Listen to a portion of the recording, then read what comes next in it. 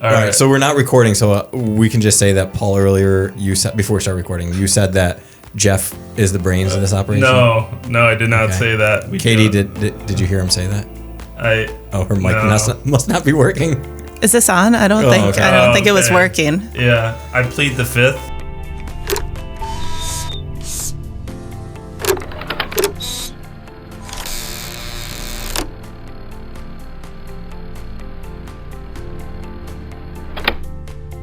Welcome to The Immersive Lens, the podcast exploring technologies reshaping how we live, work, and learn. From AI and virtual reality to creative media and design, we are diving into the tools and ideas shaping our connected world. My name is Paul Engen. Join us as we uncover the people and ideas driving the next wave of interactive experiences. And I'm Dave Ghidiu. This is The Immersive Lens. Well, Dave. Well, Paul.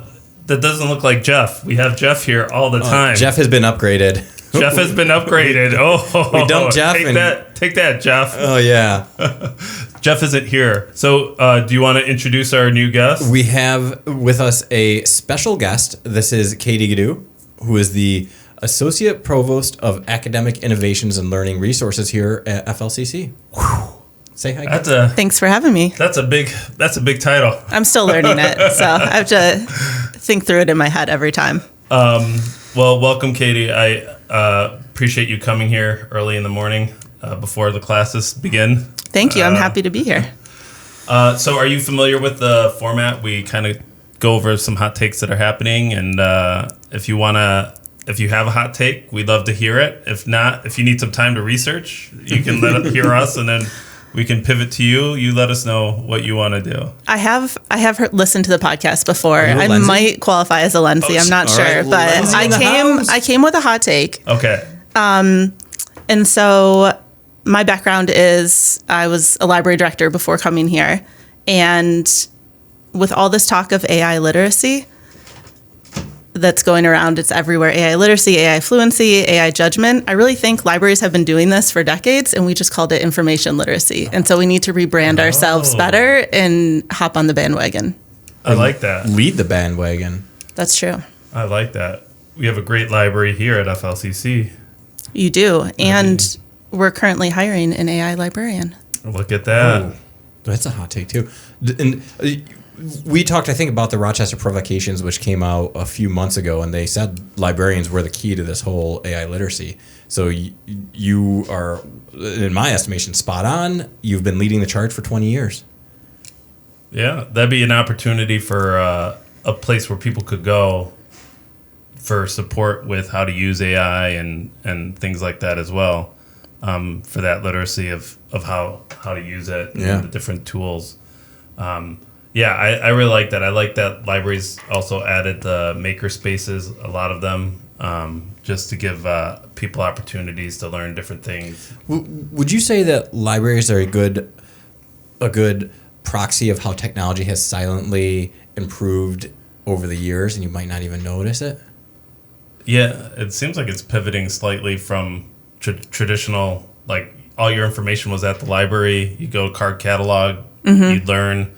And now it's becoming a little bit more hands-on in the sense of maybe not so much as the books, but how to research specific things, how to do specific things, and like more of a learning platform. Yeah, absolutely. I think it's a little bit overlooked at times because the libraries sometimes are off like in a building unto themselves, but they really have been hubs of innovation and technological change for a while now. And again, I think maybe we just need to market ourselves a little better. Positioning. Mm-hmm. All right. How about you, Dave? Hot take? I have a hot take. I'd like to follow up. I think a few weeks ago I talked about some drone that would find mosquitoes. Yes. And just ram into them and chop them into pieces with the propellers. So not to be outdone, there is now this company called Photon Matrix from China, and they have just like a device that rests on your table or your wall, and it uses blue lasers to... It's like Star Wars. It's like Star Wars in your backyard, and it will just shoot blue lasers and kill these mosquitoes once it uses AI to like zero in on them. Oh my gosh! Yeah. So no matter what, there's going to be whichever wins, or if both win, there will be mosquito shrapnel falling from the skies in your house. You know, would it be cool if you could actually see the real lasers, or would that be too freaky? I would like it. Actually, one of them you can see it. You can you can buy the version where you can actually see the blue lasers, or if you want, like, say in your bedroom, it's clear and it's like ultrasonic or something like that. Can we order this in the U.S. now? It's $638. But in all honesty, I think the next iteration is what I want, is like a drone where it has a POV camera and it's super small, but I can chase the mosquitoes. I want to gamify it, and you get points. It would be so cathartic. And then you can invite everyone over, have a drink and mosquito hunt. Yeah. Okay, and I have a second one real quick. How do you like these buttons on my shirt?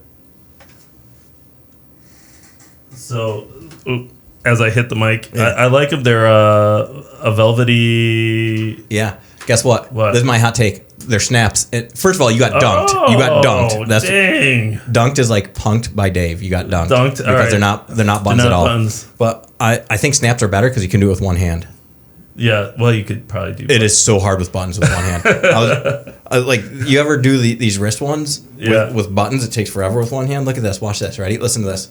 ASMR. Ooh.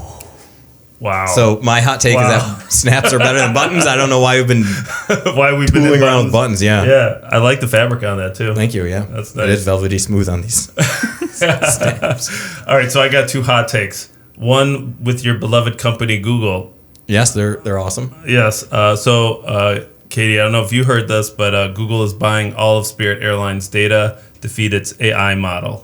Oh. So what are both of your thoughts on this? We'll start with Katie first. Okay, yeah.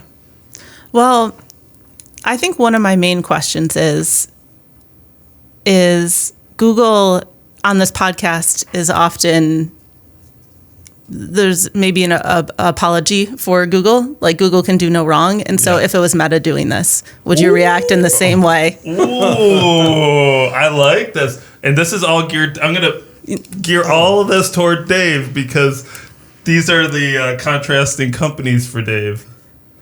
Well, what you should have done, Paul, is that Meta is buying the Spirit data and seeing how we respond. So, Katie, I like where your head's at. So, dang. And yes, my response will be different, but not what you think. All right, here we go. So, Meta is, the same company that brought you Cambridge Analytica, and the same company that brought you $1 billion in fines because they won't do what the government tells them to do when it comes to child safety. So I do have concerns with the way Meta handles data over Google. I think Google handles it much better. They anonymize it, and we all have to give our data reluctantly to some companies, and I would choose Google over Meta. So yes, my answer would have been different.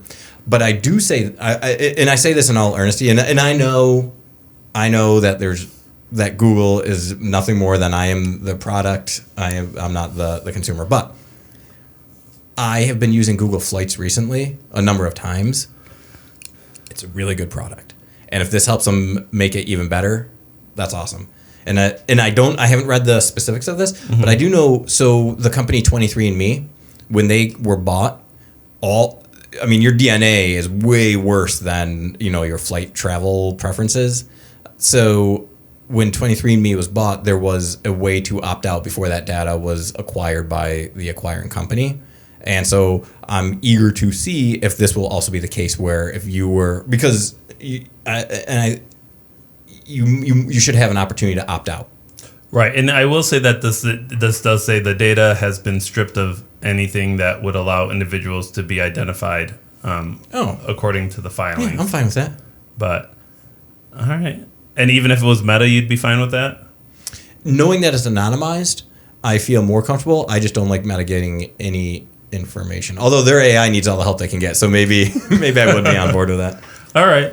And so I think that it's interesting what companies are doing now, buying data. And I just think to myself, could they just now ask Visa for the user data and strip so we can? That's the whole. At some point. That's the whole point of like Google Pay and Apple Pay is so that they are the intermediaries and they get all that data. Right, but they're buying data from third parties, and that's sure. So it's different when you know who you're using. But if you're using, let's say you're using Google, and Meta says, "Hey Google, what if we? Do you mind if we purchase your?" Not that they would, but right, then you lose control of your data. But okay, All right. So something to keep an eye on. It was interesting. I saw that this morning, and I was like, "Wait, what?" I thought you were going to say Google's buying Spirit Airlines. I was like, that's awesome. They're going to have Google planes flying all over the place. Google planes. And the other one, which I always like this company, no matter what you think of Mr. Musk. He owns a company called Neuralink, and Neuralink is it's a technology-based company that is really using or conceptualizing the brain as a computer and helping connect different things. So when your brain is thinking of something, the one that happened a while ago was paralysis. They could hook up the surgery on the brain, and so when you're firing things to like move my legs, they put a receiver on the other end of the spine that where it was broken, and then it would communicate. So then it would tell the legs to move.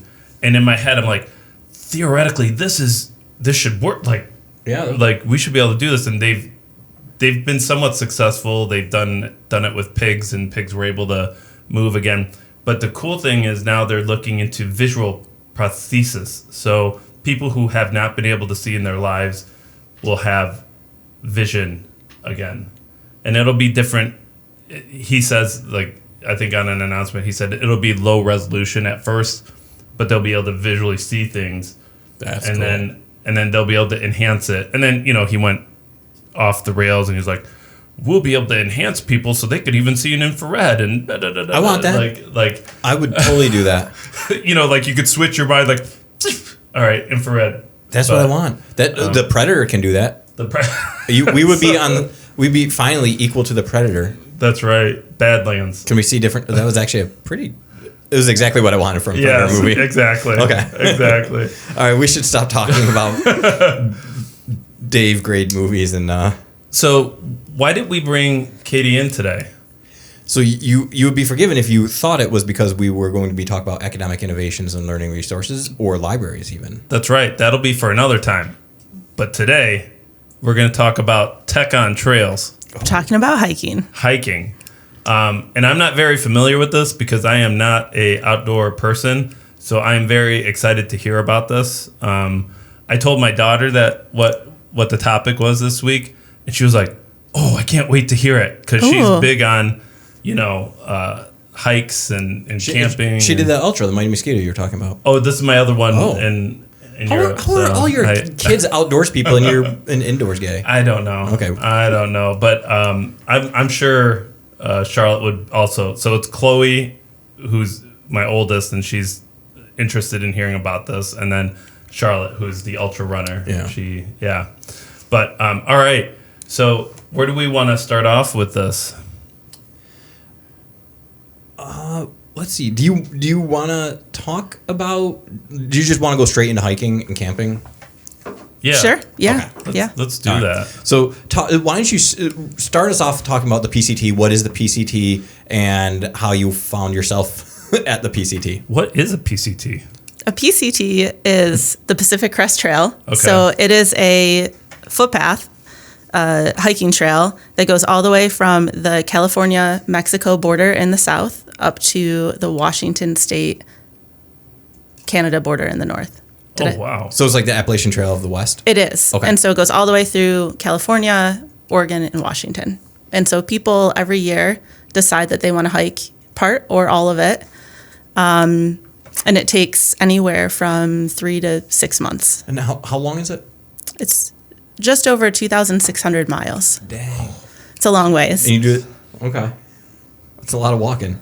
That is a lot of walking. So what made you interested in this? Is this something that you've always wanted to do? Kind of. I got into backpacking in the Adirondack Mountains in New York State as a late teen and kept doing that and came across references to the Appalachian Trail. So that's the oldest long distance trail in the United States. And that goes from Georgia to Maine on the East Coast. And there's this whole culture that is built around these long distance trails, and people are drawn to them for adventure, to sometimes to like find themselves, to either get away from a situation or they're looking towards something new. And I always liked the idea of the adventure of it. And I started looking into the trails and decided I wanted to go out west because it was different than the hiking I had done on the East Coast.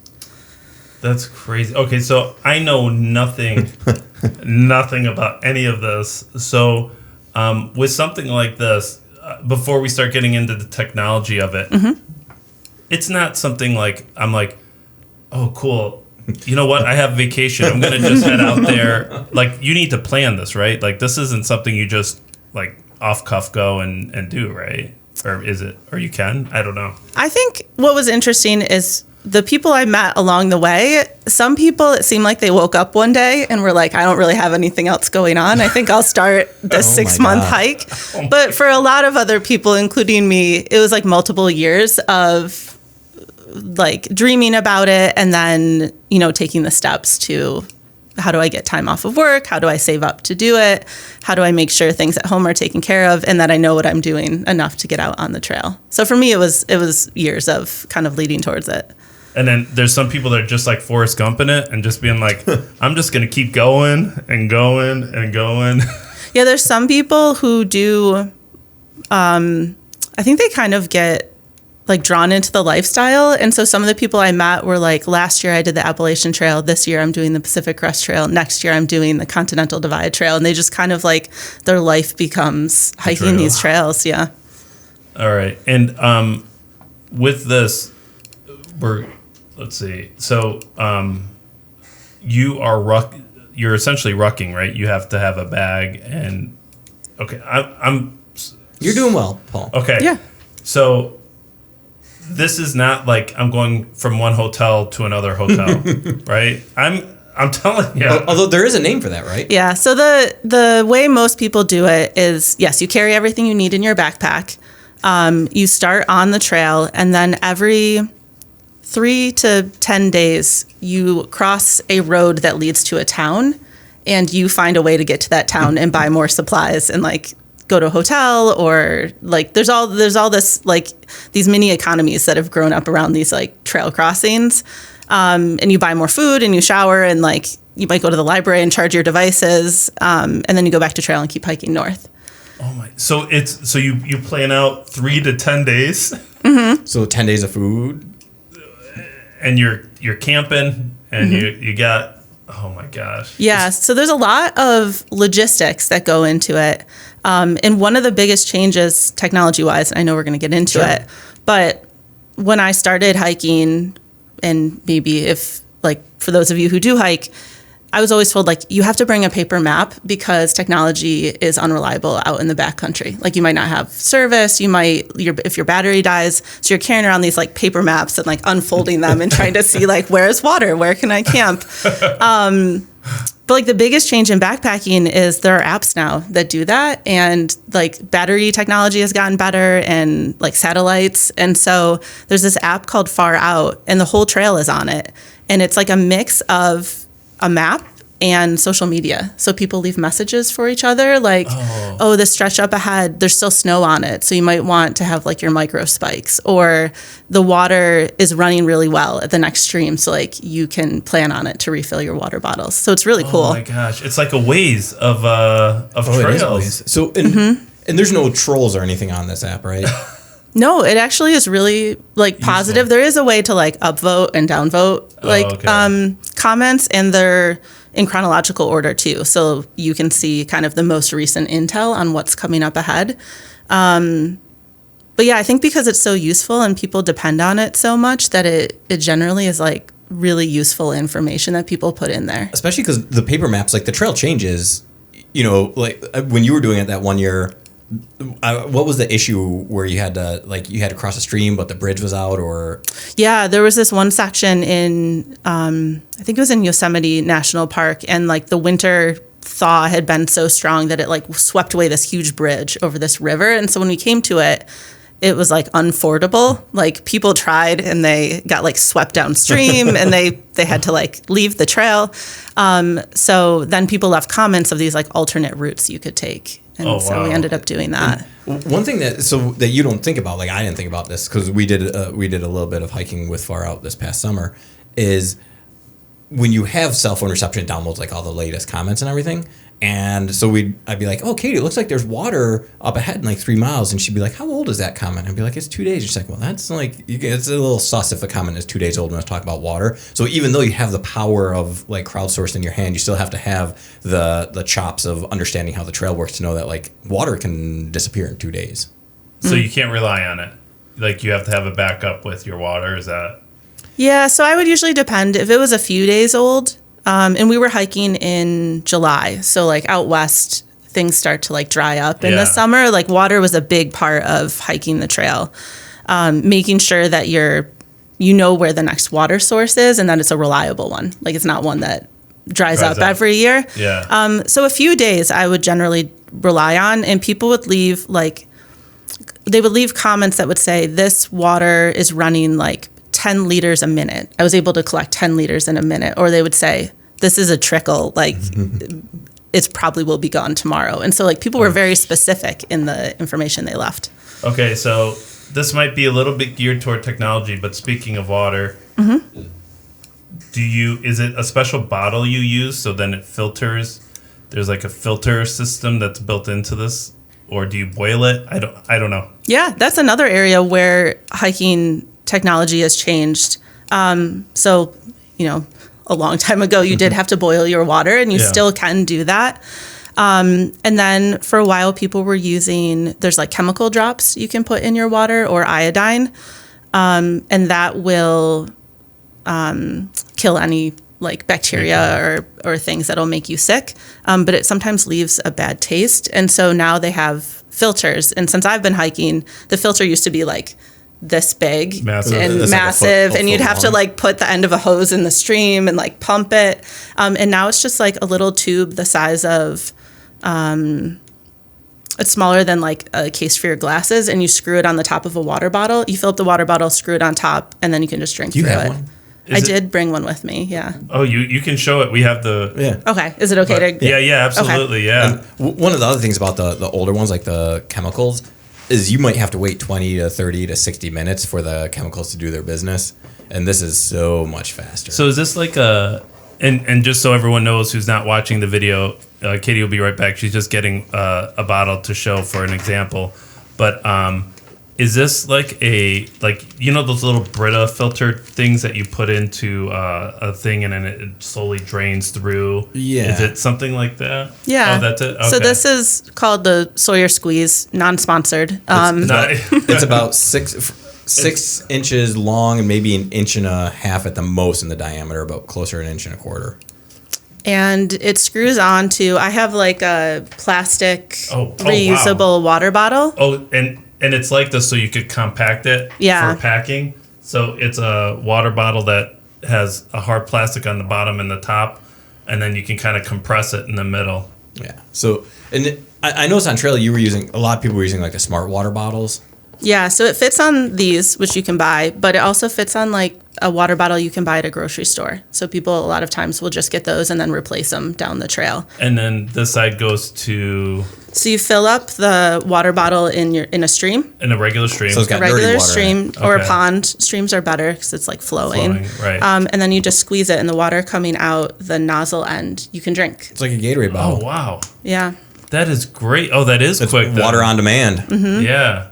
And so there's different brands and different, versions of this technology, but it's pretty much what most people use now. So the evolution went from probably boiling to either the pills or the chemicals to now this Sawyer Squeeze type filtration. Well, and then also that filter where you had to like pump it and everything. Mm-hmm. So this episode, what I think we're really looking at is like sponsorships. Sawyer, friend of the pod, I think it's like the invisible technology. So Paul, who is probably like, oh, I thought we would boil water, and then there's been all these steps to get to where we are today with the Sawyer Squeeze, and I think that translates to probably almost any domain. So we're focusing we're drilling down on the tech on the trail and looking at the evolution. So listeners, your job is to take this episode and translate it to your area of expertise and just consider the technology evolution. Yeah, that's true. I mean, I think to myself, when did you start backpack? Like, when did you start trails?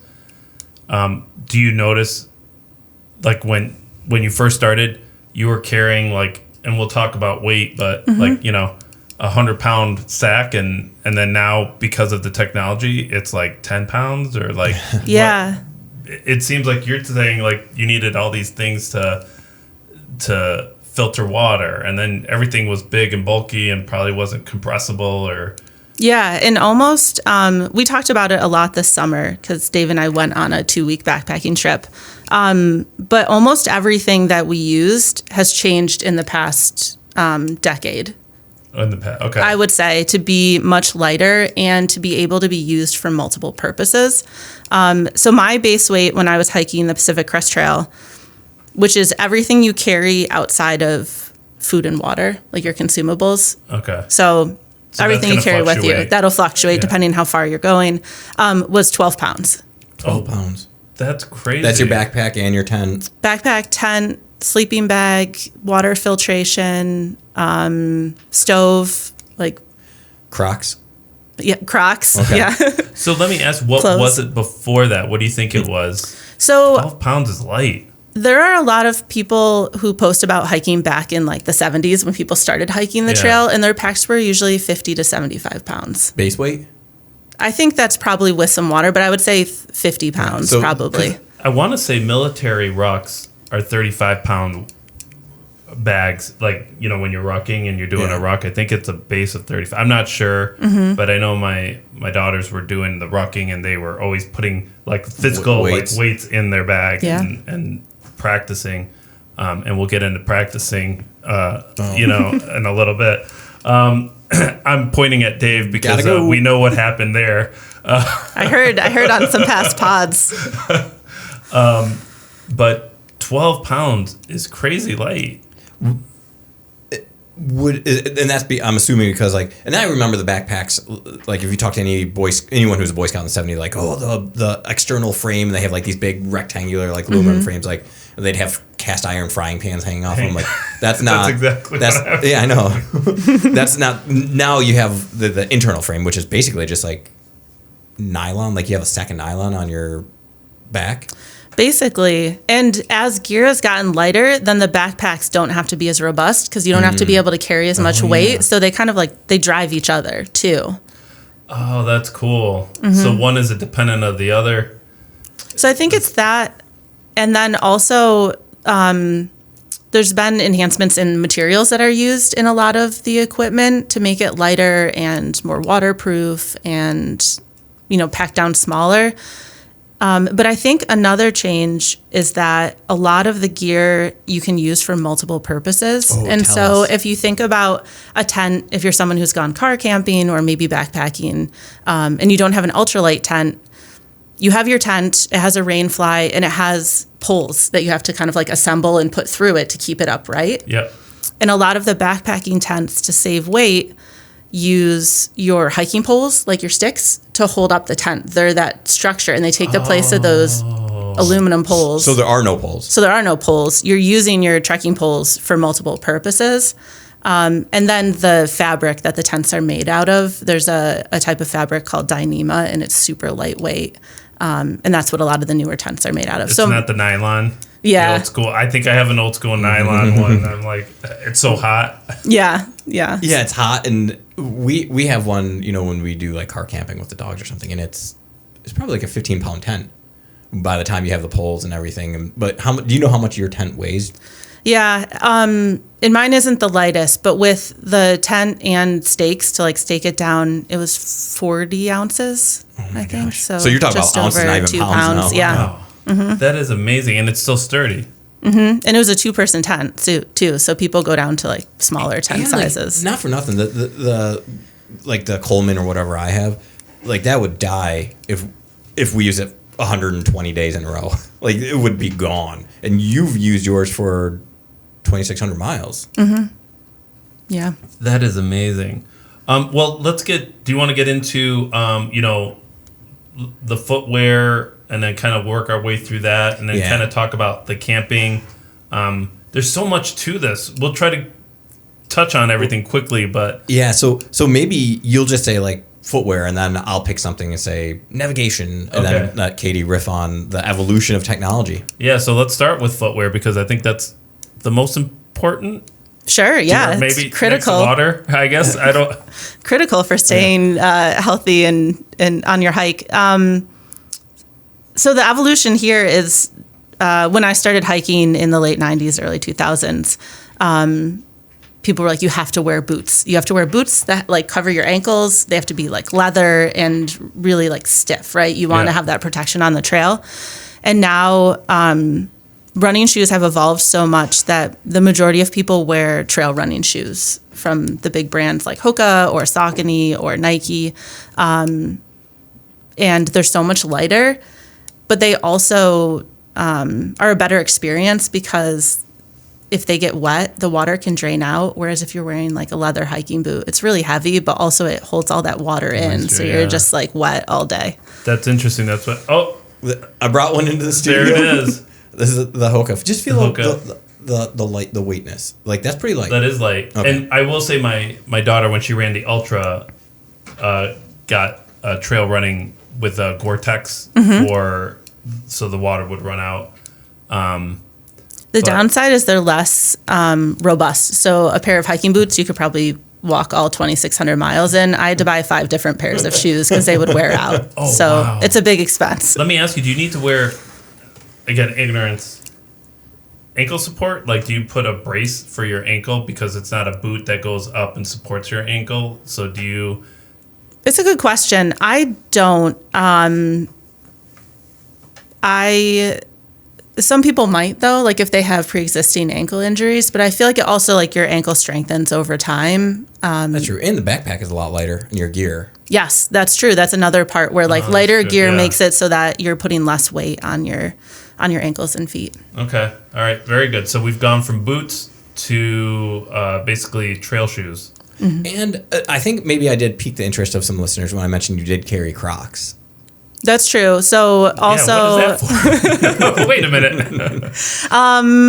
So there are things that people carry that are maybe luxuries. I don't know if in our normal life we would call them luxuries, but like they're not strictly critical to cover the trail. And camp shoes or shoes you would wear like after you're done hiking for the day are one of those luxuries. So I carried Crocs. So when I was in town, I could take my sneakers off or like at my campsite for the night. Put them in performance mode or relax mode. Exactly. Switching that dial from the heel to the front. The apparel, how has that changed? What do you mean by apparel, Dave? Like, what are you... So I think when you're hiking, usually you might have like base layers. You might have like wicking shirts, hats, like any shorts. Like what's the apparel paradigm on the trail? Yeah, is it like athletic wear or tight? A lot of it's like synthetic materials, like athletic wear. The popular choice out west was something called a sun hoodie. So it's like a long sleeve, lightweight shirt with a hood on it. So when it was really sunny, you could put the hood up and it would act as like sun protection for you. Wool is also very popular because it stays warm when it gets wet. And then the third thing is fleece. So probably a lot of you have like a fleece that you would wear maybe if it gets chilly in the fall or whatever. There's a new fabric that's used in fleeces called Alpha Direct, and it looks like cobwebs, kind of. Like it is so lightweight, you wouldn't think it would keep you warm, but it traps air like against your skin. And so it might, for me, my old fleece was like 2 pounds. It was like an old Patagonia or like Columbia fleece, and this weighs less than 8 ounces. Is it still soft like fleece? It's so soft. Okay. Oh, it's so nice. I put a link to it in the show notes. Are you talking about the Senshi? Mm-hmm. Yeah, it's unbelievable. It's like transparent almost, or translucent. Like you can see through the holes in the weaves. That is okay. But you pick it up and it weighs like. Do you know how many ounces off the top of your head, Kate? It depends on how big it is, the size. I think it's like 8 ounces. Oh my gosh. And ignorance, is it like UV protection too, so you're not getting burned in those trails, or is it just some level of shade and some level of warmth? So the Senchi or the fleece is usually just for warmth. The sun hoodies that most people wear as their like daily driver out there do have some level of UV protection. And so you have to decide, do you want a heavier weight fabric that has a higher level of UV protection or a lower, like a thinner fabric that might keep you cooler but is less protective for the sun? And I will say this about the sun hoodies. I like the look of them. And they're nice, but when we were hiking this summer, it was, I don't know, like 150 degrees. And like, the last thing I want is a long sleeve shirt, but it was so nice, like, because it just protects you so much. And it's only uncomfortable for, 20 seconds. Right. And I guess if you know you're going to sweat, you're going to sweat. Yeah. It doesn't matter if you're in a short sleeve or a long sleeve when it's brutal sun. So the next one for me is navigation. How is that? I know we talked before about the Chroros. Sorry. Oh, Chloe's going to be mad at me. Oh my gosh. So is Katie. She has a Chroros too. Oh, you have a Chroros too. Oh, there you go, Chloe. So now you mentioned maps. Do you use your Chroros? Do you use a map? Do you have another navigation tool? Like, how do you, or is it just obvious they have signs that says go that way? That's a great question. It's pretty easy to navigate on the trail. There are markings on these major trails on the trees. That being said, it varies greatly from area to area depending on the local trail support and volunteers. So you wouldn't want to depend only on that. And I didn't use, so I wear a Chroros GPS watch. I use it a lot for running and shorter hiking. It wouldn't have been able to hold like all of the data to follow it for maps. Yeah. Okay. For like the 3 months that I was out there. So I used that Far Out app on my phone as my major navigation source. And then I had some backup mapping apps. So one is Gaia GPS and the other is, I can't remember the name of it right now. And are they offline with satellite? Yes. Is that what, those are two big features that you would need for this, right? Yeah, they're offline with satellite, and then when you get back into where you have service, sometimes you might update them and they could pull down the most current information. And those are when you get into the towns or whatever? Usually in towns, or if you find yourself up on top of a ridge without any like obstruction from trees or other mountains, usually you can catch a signal up there. All right.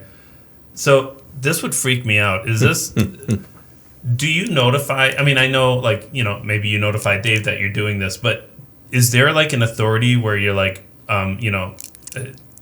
trail police, I'm going to be entering August 19th. If you don't see me in 3 days or hear from my community, is there something like that, or is that ignorance on my part? It depends where you're hiking. So, for example, in the Adirondack Mountains, there's a trail register at the start of every trail. You sign in, and when you come out, you sign out. It's not required, but I think the rangers up there do check it. So if safety, you went missing and your family called them, they would go check the trail registers. On the Pacific Crest Trail, there's just too many entry and exit points. They wouldn't really be able to track that, and there's not one organization that oversees safety for the entire trail. Yeah. There is like a non-for-profit that kind of supports work being done on it. Yeah. So what I used is a device called an InReach, and it's made by Garmin, and it's like a separate, it's like a small box, smaller than a cell phone. And you attach it to your pack, and it it tracks you, and you can send messages. And there's also an SOS button on it. So if you are out of cell phone service and you need to call in like a helicopter rescue or something, it automatically connects to whatever district you're in, and will send like search and rescue.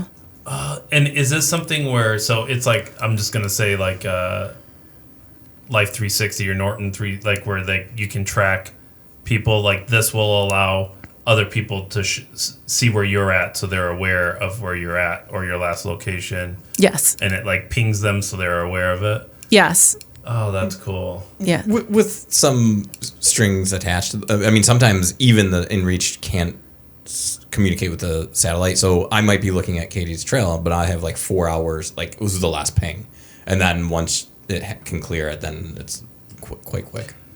Yeah, that must have been one of the biggest advancements. Is now that we have satellite. I assume when you started this, it was just paper maps. You had no watches and a compass. I assume maybe you used. Does everyone know what a compass is? I don't know, right? Yeah. I mean, is that true? Like you had a compass when you started and maps, or?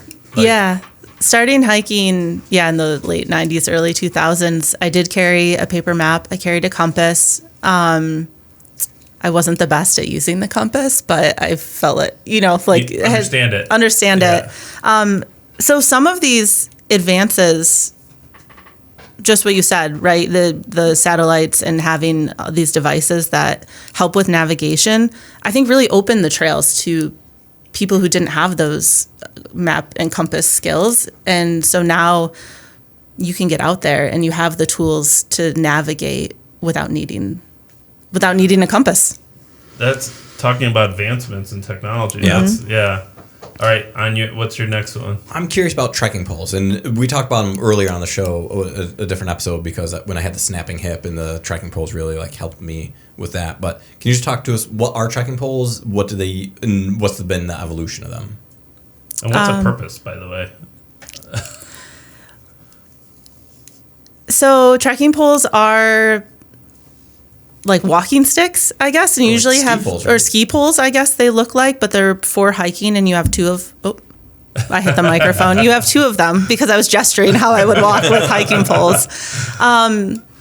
They help if you're going for long distance or have a heavy load. Like you can transfer some of the stress and weight that would be on your legs to your arms, right? So if you're going uphill, you can kind of use them to help pull yourself up, or if you're going downhill, you can help take some of the like load that would be all, on your legs and feet.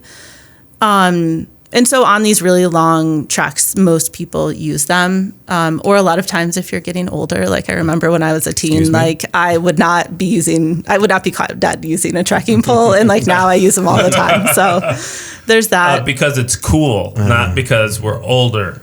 Well, you learn as you get older and gain wisdom, right? Oh, You're like, right. this will help. I don't know that they've changed that much other than when I was a kid. I remember my dad like whittling a hiking stick out of wood, like to take out, you know what I mean? Yeah. And now they're lightweight. They're carbon. A lot of them are made out of like carbon fiber. They're collapsible. So you can collapse them down to be maybe a foot or two tall. So when you're traveling, you can put them in your backpack. And I assume that they're sturdy enough where like, or ignorance. Is a walking pole for you different than a walking pole for me? Do I need a thicker one, or like does it matter that I weigh more with these poles, or like I don't know. Is that even a? I don't think so. I think they're all can handle like a human weight.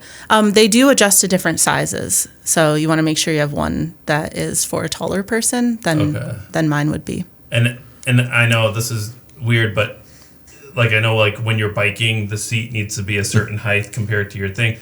Do you hold out the poles, and does it have to be by your chest or something? Like what is is that what it is? It's not that scientific that I know of. I'm not a hiking pole expert. There might be some out there who are, but generally I would hold it out and like, is it comfortable? It's comfortable. Okay. When you're. And would you ever adjust them to be shorter or taller if you're going uphill or downhill? Because I know that's one of the advantages, but I don't know if that's in practicality if you take the time to do that. I think people do. I'm a bit lazy in my hiking pole usage, so I just set them and truck on with them and figure it out. Them when you need to. Mm-hmm. All right. So sleeping bags. How do you sleep? Are there no sleeping bags anymore? I don't know. Yeah, we just have a thin piece of plastic we wrap around. I'm just kidding. So the evolution there's been evolution in fabrics and materials, but generally there's still like a sack of something insulating, right, that you use to keep warm at night and comfortable. The biggest change there is that there's something called a sleeping quilt now. So if you think of a quilt versus a sleeping bag, the bag usually has a zipper that goes all the way up. Sometimes it's sewn that way and you can't open it up. The quilt is less fabric, so it's lighter, and there's no bottom to it. So if you're sleeping on, when you're hiking, you normally have like some sort of insulation under you, like a mat or an inflatable mattress. And with a sleeping bag, you have the bag underneath you, but it's really doesn't keep you any warmer because the insulating factor gets crushed down because your body weight on it. So the quilt takes that part of the fabric out to keep it lighter. And there's these little straps that go around your sleeping mat to keep it airtight. Oh, that's cool. Yeah, and the sleeping bags, like when I was a kid, on sleepovers, it would be 1.5 feet diameter by the time you like rolled it up, and it was just like cotton and polyester. But how big is the quilt when you kind of compress it, or? It's pretty small now. Like they're very compressible. I don't have a good. Okay. Do you have a good size analogy? Or weight? It was like a football. Yeah. Okay. Yeah, that's that's good. small. Size of a football. But it's so much lighter than a football. I think. I don't know. That's crazy. And you had talked about sleeping pads, so you would kind of like wrap it around the sleeping. Oh, by the way, one of the other nice things about that is like if you're sitting outside the tent, before you go to bed, you can like wear it like a blanket, right? Mm-hmm. Yeah, there is basically like a throw blanket. So do you also? So there is a pad to give you cushion from the ground. So you lay the tent. You always have a tent, right? Well, or do you not use tents sometimes? You should always carry some sort of shelter. So a tent or a tarp. Some people are pretty hardcore and they're like, I don't need the sides or the bottom. I'm just going to have a tarp. Okay. I carried a tent. I like having things between me and like scorpions and rattlesnakes and everything. Didn't you wake up with a scorpion underneath your sleeping pad? That did happen one time. What? See? Sorry, Katie's parents, if you're listening to this episode. Oh, jeez. It is pretty common on the trails out west where it doesn't rain much to do what they call cowboy camping. And so you don't set up your tent. You just lay your sleeping mat down and take out your sleeping bag and kind of lay under the stars. I did that maybe twice. Not for you. I just think about things crawling on me in the night. Is that when you night. had the scorpion? Yes. Okay. Yes. Oh, That when would've you were stopped me. open air. Yes. Oh, cowboy. Yeah, that's crazy. So no, thank you. The sleeping pads when I was camping would be one of two types. Like if you were on the cheap, you could spend like $6 at Walmart and get like a really big, bulky like mat that rolls up. And again, it's like 2 feet wide. Is this like yoga mat? I'm sorry. Yeah, it's like a yoga mat. Okay. And then if you were bougie, you would buy like a $200 inflatable like thermarest, and it would get really, really small, and you just blow it up with air. So what are you using? I use a closed cell foam pad, which is a thin, kind of like a yoga mat, but it folds up like an accordion, and it has dimples in it. I think for air, like to keep more air underneath and on top of to keep you warmer. But I chose that versus an inflatable one because you can also use it to sit on when you're taking breaks. So I try and think of things I can use multiple times. Oh, multi-use. Yeah. You were mentioning that. And did you carry that on the outside of your pack? Yes. So if it did rain, it wasn't like fabric and would just... Yeah. Okay. Not that it rained when you were out there. Well, that's a whole thing about positioning where everything goes. Do you plan that? You probably have to plan like, okay, this is going to go here, this is going to go here, outside, inside. I got a lot better as I did it day after day after day. Yeah, there were many times where I was like, stop for a break, and the one thing I need is at the absolute bottom of my pack, and I have to take everything out and then pack it all up again. So yes, you kind of learn where to put things so they're easy access, and you can get your food and snacks for the day Quickly. Oh yeah, because some things you don't need until you set up camp, but some things you need throughout the day. Yes. And I think that's also just a good analogy for technology in general and in any domain, where technology will make your job easier, but you still need that experience to guide what goes where, and you have to think about like using the wisdom of the trail. And I think you also, is it true that in the beginning maybe your food bag is very, very heavy, but as you eat more food, maybe you put it a little bit closer to the top because it's not the heaviest thing anymore? Like did you shift where things went based on where you're at? Yeah. Yes, based on weight and like comfort for carrying it in your pack. Usually you want the heavier things towards the bottom. But I would also do it by order of when I needed things. So like my tent would go at the very bottom. So you need that experience. So I'm going to wrap this into the food segment. So what do you use for cooking, and what type of food do you eat like on the trail, and what do you quote unquote cook or do you cook, or do you guys go hunting with your hands, Like bare Oregon hands? Trail. And No, that would be really the next level, I think. The only food you could kind of forage along the trail was berries. There were just millions of berry bushes, like huckleberries, blackberries, raspberries, as you went north, like in July and August. So that was wonderful, but not enough to sustain you when you're hiking like 20 to 30 miles a day. and do you have an app to make sure it's not poisonous? Like, or do you know? I mean, I guess people recognize what is poisonous. I don't know what. I would never touch anything because I'd be like, that's poison. I don't know. I did not. So, But you're alive. but I'm alive. This could be ghost, Katie. Oh, it could be. It could be. So for food, I started out with more like bougie backpacking food. So you can buy like at a store like REI or on Amazon or whatever, you can buy dehydrated meals that you add boiling water to, and they like rehydrate in 10 minutes. And they're kind of more similar to like food you would have at home, but like the astronaut version. You know how Yeah, astronauts like in freeze-dried. space is like freeze dried, and so they're kind of like that.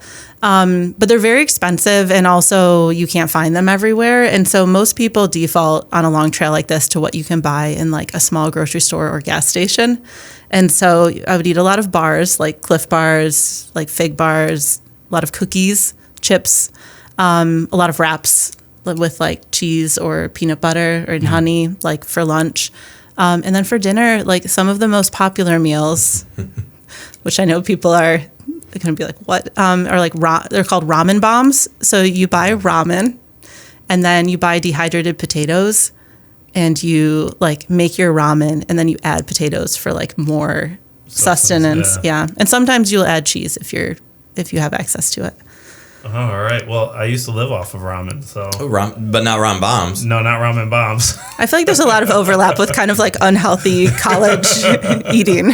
And I thought ramen bombs were just the nickname that you and the people you were hiking with called it. And then when we were on trail this year, some guy's like, "Yeah, I'm having a ramen bomb." Like it's a well-known thing in the trail community. Yes. Okay. But I will say technology has made there were fancier meals that I put together too, and a lot of it was because I could look at what like other people had made on their backpacking trips, and they would post on YouTube or online somewhere, and so I did get some other recipes that were slightly healthier. They're trail foodies, and they take pictures. And so what are you cooking with then? What is the like? Is it fire? Like, you know how to start a fire, or do you? No, and actually out west you can't start campfires for a lot of the trail because the risk of fire is so high during the summer months. But you can use a small stove, and so I actually brought my stove with me, and it's maybe inch and a half. That's a stove? Yeah. Yeah, hold that up to the camera. Let me open it. And so this is open is 3 times as large when you open it. This is like a clip. Like, I don't. How do you explain? This is so small. This is a stove. What? Is this the base? The other side is so you buy small canisters of gas, I see. and you screw it on, and then you light it. Oh my. And your pot sits on top. That is crazy. This is like a small sprinkler. Like it does look like a sprinkler. Or the ones like in buildings when you look up and you see the sprinkler. That is what it looks like. Yeah. Yeah. It's so small. I mean, and when it folds up, it's like half that size. I thought it was funny because when I saw it next to you, I was like, "What is that? Like a shoe? Like this is the burner." Mm-hmm. So then you carry propane, or for the. Okay. It's like you can get like 4 ounce or 8 ounce little canisters, and then when they run out, you just buy a new one. Okay. As you go through towns. That's crazy. And they're efficient too. Can you walk us through like the evolution of stoves? I can try. I don't. Okay. I mean, so when I first thought of camping, like car camping, we had like a big Coleman kind of like mini grill, which you obviously wouldn't want to carry on your back into the backcountry. And then when I first started backpacking, the stoves were bigger. Like they were bigger than this, but so were the propanes. Like they were the size of like a water bottle. Yeah. And you'd have to have like hoses to connect them. And I think they were less reliable too. And you'd have to like refill your propane and, you have to pressurize it, right? you'd have to pressurize it. And so now it's very lightweight and simple. And you can buy the gas canisters in like every trail town along the way, every REI. And can they refill, or do you just get a new one? Or they reuse like There is a tiny tool you can buy. I did not have one that connects two canisters, and you can like people would go along the trail and find all the like discarded canisters with like just a little bit of gas in, and you could like transfer it all into one. Oh, I didn't know that. Yeah, and then they're recyclable. That sounds dangerous. It does sound yes. And also, it's not like there's canisters littering the field. It's like when you're in town, then people have discarded. In the hiker box, like they're not just walking down the trail and see like, someone left a canister there. Yeah, the cool thing about the trail is that every town really supports the hikers that come through. So like local businesses or people will set up like oasis for hikers to come through, where you can go and like hang out and shower and charge all your electronics. And often they have things that other hikers discard. They'll have like a box called the hiker box, and so you can go. If there might be something you need, and before you go buy it, check the hiker box, because sometimes people have to get off trail because they, need to go home, or they get hurt, and they just leave it for someone else. And they just leave it for someone else. Oh, that's cool. That's kind of a cool community thing to do. Mm-hmm. And like hitchhiking. If you live in a town, correct me if I'm wrong, but my impression is if you live in a town where the trail kind of goes through, people will stop all the time and pick up hikers and drive them into town and stuff. Yeah, really the way to get to town is hitchhiking. So again, sorry, mom and dad, but. All right. So the views on the show are those of the hosts and guests and do not necessarily reflect. So that's interesting. So as far as cookware, do you carry pots and pans, or are they... Like, what is again, I pictured what Dave was saying at the beginning. You hook on a big metal pan in your back, and... I carry one pot, and it's about the size of your mug that you have here, your Finger Lakes coffee mug, and it's made out of titanium, so it's very lightweight. It's a few ounces. And is it retractable, or is it just a flat, but it's very light? And it's made to fit the gas canister. So like you can have your pot and you fit your gas canister and you fit your stove in there and like your lighter. So it's all kind of in one compact all right. item. That's nice. Yeah. That's nice. All right. What about headlamps? So those have changed also. Do you need them? Yeah, actually, yeah. What did people use before headlamps? I don't know. I think you didn't hike after dark. Oh, you didn't carry like a flashlight or something? I didn't hike before there were headlamps. Like I think, but it's a big safety feature to have headlamps, because you can, like, if you need to get out of the trail in the dark, or you're out there later than you think, you need to be able to see to like get out of the woods. And so a lot of people use their cell phones as like flashlights, but that's not really recommended, because again, if you run out of your battery life, it kind of drains it very fast. And so there's these very lightweight headlamps that you wear, around your head, and it illuminates the path ahead of you.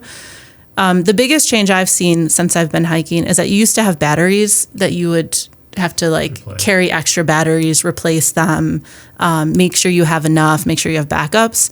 And now they're all chargeable through the same cord that you would charge your laptop or your phone. Mm-hmm. And so on the trail, I would carry a battery bank that I would use to charge all of my devices. Okay. And that battery bank is what? Your phone, your GPS, your watch, whatever you need.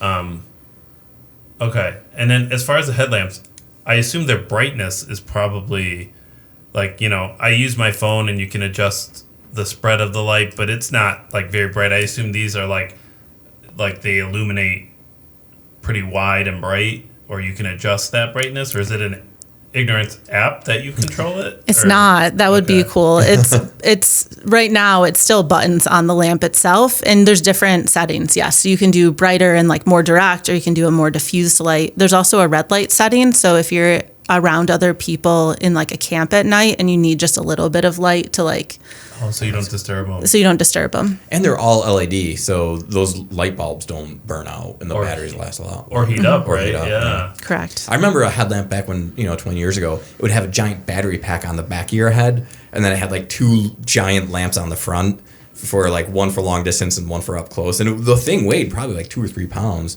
but now you're talking ounces again, right? Yeah. That's crazy. All right, so what are we talked a little bit about some of the apps, but what apps or information do you need or should you use for a hike like this? Like, what's my app stack for App hiking? stack. Yeah. So the one non-negotiable was Far Out. So that's the one that replaced my mapping, my like paper map, and we've already talked about it. But it really has transformed the access that people have to long trails like this. I think. And that's offline too, right? You download Yes. it, so you don't have to be connected to the internet if Correct. you're using it. Yep, it's offline. And we talked about some of the benefits of just like the culture of sharing information that might be helpful to the people behind you.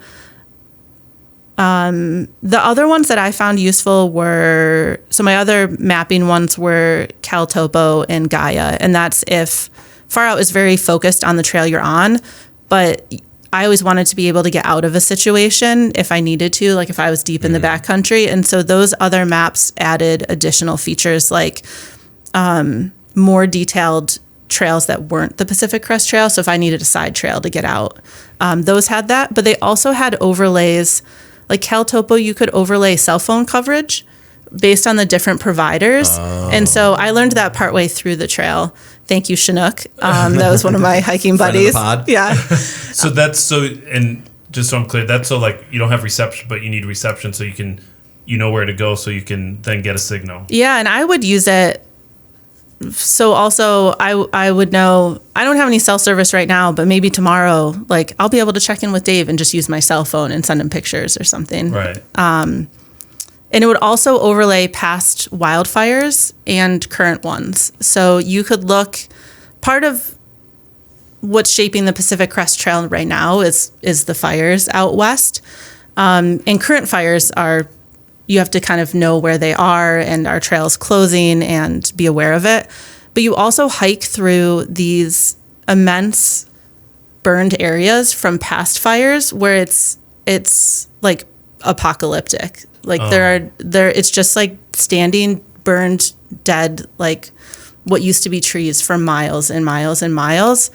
And you don't want to camp there because there's a big risk of if it's windy, like the former trees are very unstable. So you don't want to camp there because they could fall on you. Right. So you would plan out where you would camp. Okay. And do you camp based on Wi-Fi too, or no? Sometimes. Okay. Or not Wi-Fi, like cell phone coverage.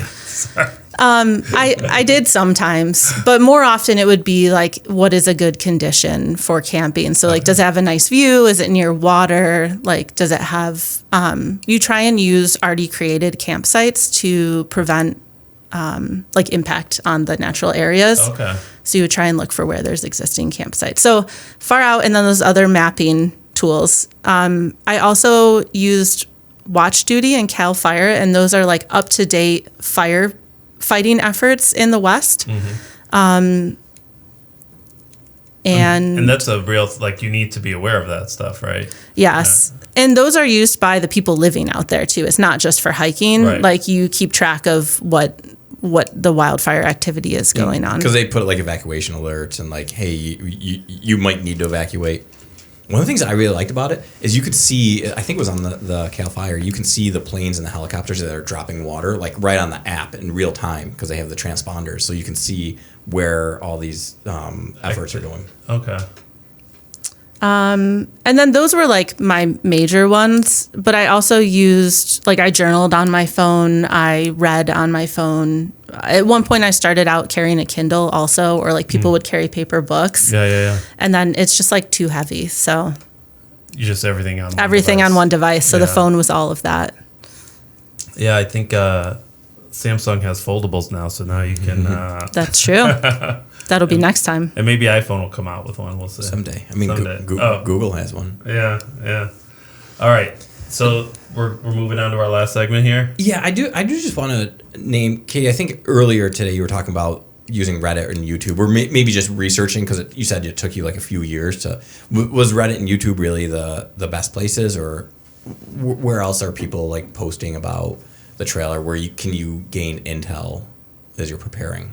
I think those were the big ones. There's a pretty active hiker community on Reddit around each of the trails, and other ones around lightweight backpacking. So that was a great place to go for intel.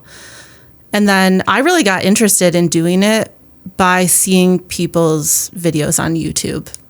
There's people who will film the entire experience and put out like weekly YouTube videos following them, which is pretty incredible to think about all the gear that they carried. And like they would, some of them had editors back home, so they would have to have a way to like send their footage back, and then it would get edited and uploaded. So that's what got me interested in doing the trail, and you could kind of get a sneak peek of what it might be like. Oh, that's cool. I think we used to do that too, just kind of preview before you go, so you know what to expect. So besides technology, I just want to bust Dave's chops. Is this something that you would train for before you go into like a 3-week hike in the Pacific Crest? Is that something you would train for, or would you just go cold turkey? I mean, I would recommend training for it. I think will have a better experience. Yeah, you're less likely to come down with some of those initial aches and pains. Yeah, Dave, what do you think about that? I'm just curious. I wouldn't know. You wouldn't know? Like I said before, I did 2-mile-long walks before I'd attempted, and I made it through. 2 miles versus how many miles? Our longest day was 27 miles. And so, in case you didn't listen to the episode, folks, I did get snapping hip syndrome. I thought my trip was over on like day 2. And then on day 4, I thought my trip was over because of my quad and my knee. Yeah, and luckily Claude was there to be your... Yes, and Katie. And Katie. And for both of them, Claude was like, you should have a pair of trekking poles. So that... it was like trekking poles reduce 28% of impact or something like that. And I was like, all right. Another benefit of trekking poles. Yeah. All right. So do you want to start this off? Yeah. Is there any piece of gear where the old version was actually better? Can you think of one? I don't know. The one where I think it hasn't changed are sunglasses. Like I wore sunglasses every day. Those really haven't changed, I don't think. Yeah. Oh, that's true. I will say though, the Oakley they're gonna come out with the displays, so you don't even need your phone. And the you far can out track app would be right on the glasses. Yeah, everything would be on the predictive. I don't know. It's not there yet. That would be pretty cool. That would be wild to wear those for like 2,600 miles. I mean, because you're wearing glasses anyway, and then I hit the mic this time. I'm doing this with the trekking poles. The trekking poles are causing havoc in the studio. They are dangerous. They're pointy. But yeah, because then you don't have to. You can just say, hey, glasses, do blah blah blah blah, and give you the display, and you just keep going. There's definitely something there. So what do you think is the biggest change in the last 20 years as far as hiking goes? Like, what's the biggest thing that you were like, is it the app? Is it the water? Like, that water thing is pretty amazing. But is there something that stands out to you that you're like, or is it the shoes? I mean, I don't even like the Gore-Tex or the trail shoes. That's a good question. I think broadly, probably just the ability to communicate from the trail to people at home. So whether it's like your safety device, like my Garmin, or through my cell phone, and having more and more cell phone coverage access and satellite access, I think if you were hiking the trail 20 years ago, you had to wait till you get to a town, and then you would have to find a phone and Like a call payphone and or like something? call your spouse or family and be like, I'm still here. I'm in the town of whatever. And so we were able to communicate every day on the trail. And so I think that honestly changes the prospect of doing it, in that you can still be in contact with your family. Yeah, that is a big thing. I was even thinking about, like, back in the day before cell phones, we used to survive with absolutely no communication. Yeah. I mean, I know we see a lot of videos of this, but it's like, yep, go out, come back when the street lights come on. Yeah. And it's like, I made it back, Mom. This is like a bigger version of that. It is. But I always worry about that, because that's why I asked you, do you get tracked? Like, is there something, like, I just picture going into the woods and being like, no cell phone, no connection. Like, what do I do? You know, but you always carry a paper map no matter what, or not anymore? I started out doing that, and then I never once used it, and so I no longer carry. And Because you have that battery pack just in case you're out of power. Correct. But legally, I'm not recommending that for anyone else. And is this is there solar involved in any of this, like solar battery? Sorry, I digressed. Sorry. You can bring portable solar like charging units. They're pretty small, and you can fit them on the back of your pack or like set them up on the ground. I did not experiment with any of them. Okay. I just carried enough power to get me to the next town. Next town. Okay. Very good. So we have about 5 minutes left, and I think kind of this is an interesting question. You've now watched 2 domains get reshaped, like hiking gear. You've lived that for the last 20 years, but also academic libraries. So can you are there any parallels? Like, what's the same about how it's happened? I think I see a similarity in that almost every single thing has changed for both domains, but most people on the outside wouldn't know. So the work that people do in academic libraries now is so different than it was 20 years ago, and most of it is around using technology and helping people learn how to use technology in the library context. Similarly to how hiking has totally changed, because there's access to information and resources and better gear so that people can get out there who wouldn't want to carry a 75-pound pack and have map and compass skills. And I think one thing that has really impressed me in both domains is how a lot of it has come around through these like small innovations. So in hiking, a lot of what is now mainstream came out of hikers who had an idea, would go in their garage and make like a new iteration, and then eventually other hikers wanted it, and so they would start manufacturing it in like small levels, and then it would grow up or grow and expand, and then now everyone's using it. And I think in libraries, I've seen a lot of the same things around like building family-friendly spaces in libraries, adding little student-friendly features so that they become like hubs of informal learning and connection and collaboration, rather than the quiet like study places that we thought of when we were growing up. Yeah. I think that is really interesting, because I didn't know anything about like the technology for hiking. But there's a lot going on that you're not aware of. And in the library, it's the same thing. Like, I just look even at our library, and we have different spaces for different things. And there's a lot going on in that. And it's like a learning thing. They're determining what people want, and then they're adjusting and modifying. And I think that's a really nice segue to end the episode. Yeah. Do you have another question? Or is there something we might have mentioned? Yeah, anything. Or not, something that we didn't ask?